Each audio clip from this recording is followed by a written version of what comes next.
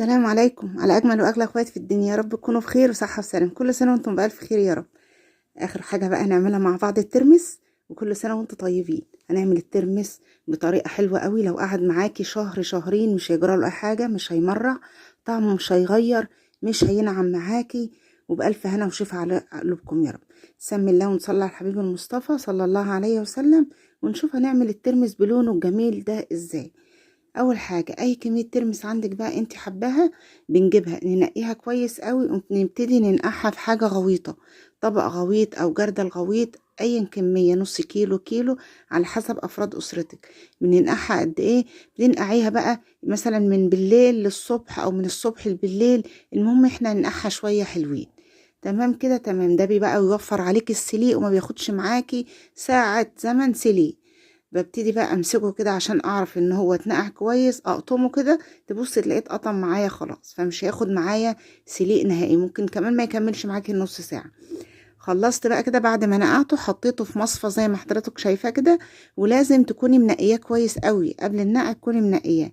حطيته في المصفى ينزل اي ميه منه، وهنروح نجيب بقى معانا حله كبيره، نبتدي نسلق فيها. بتحطي نصها ميه، ما نكملش ميه للاخر، لا نصها ميه بس. حط فيها ليمونه بقشرها، وابتدي ان انا اغلي الميه بتاعتي زي ما نكون بنعمل فول كده. ما تحطيش الترمس على ميه بارده وبعد كده تبتدي ان انت تغليه، لا احنا هنغلي الميه. حطيت كمان رشه من السكر، هنغلي الميه وبعد كده هنقوم جايين نقعين حاطين الترمس بتاعنا في قلب الميه. هشيل بقى الترمس كده، ولما الميه تغلي وهو متصفي خالص هبتدي ان انا انزله. وتخلي بالك كده علشان ايه؟ بتبقى الميه سخنه جدا. بعد ما نزلته بقى وسبته يغلي زي ما حضراتكم شايفين كده، اول ما بيغلي معايا بقوم جايه مهديه عليها النار سنه، ما بسيبوش يغلي درجه غليان والنار عاليه او مباشر مع بعضه، لا بسيبه يهدى خالص معايا. واول ما دخل في السوا، هو اصلا كده مستوي يا دوب حاجه بسيطه، حطيته في جردل زي ما حضراتكم شايفين كده او بوله غويطه، ونبتدي نغير عليه الميه. ده ترمس حلو مش ترمس مر.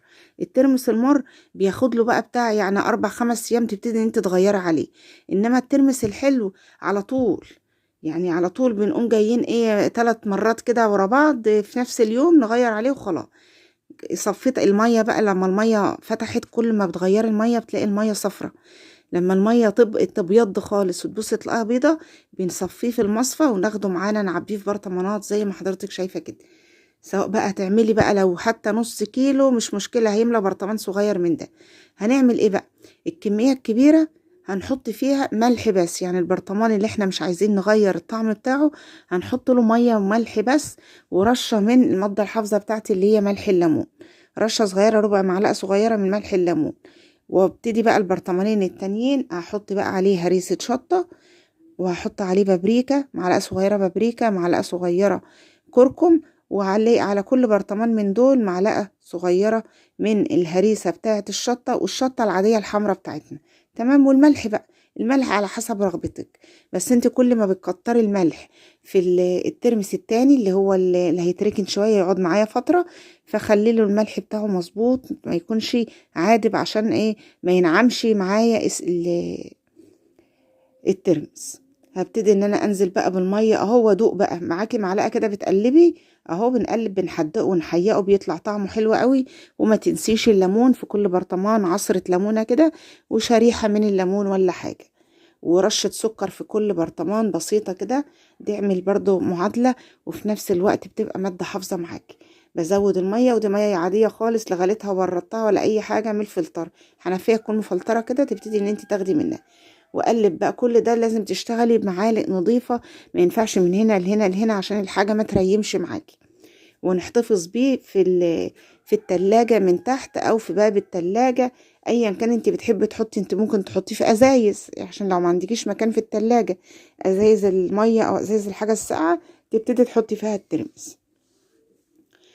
اقلب بقى كويس كده وادوق الحياء بتاعي بتاع الترمس، اشوف كده إيه طعمه حلو حادق قوي.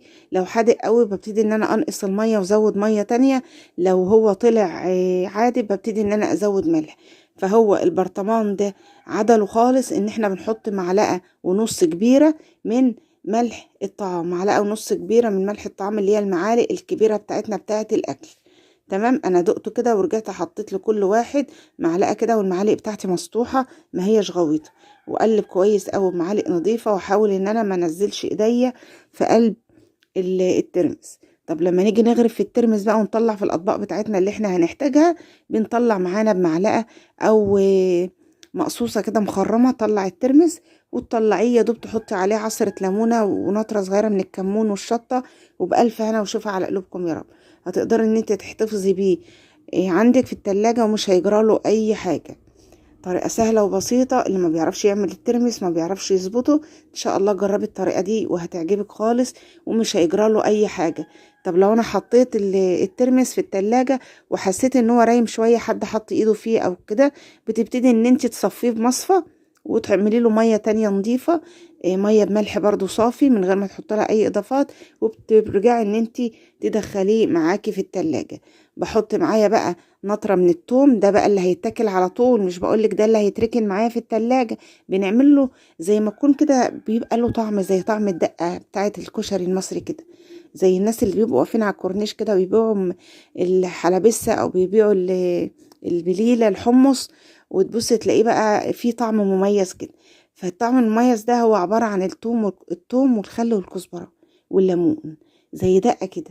فاحنا عملنا في البرطمان بتاعنا ده معلقة، ربع معلقة صغيرة من التوم هنا وهنا، وحطيت برضو المعلقة قسمتها هنا وهنا من الخل. وبألف هنا وشفا على قلوبكم، وكل سنة وانتم بألف خير يا رب.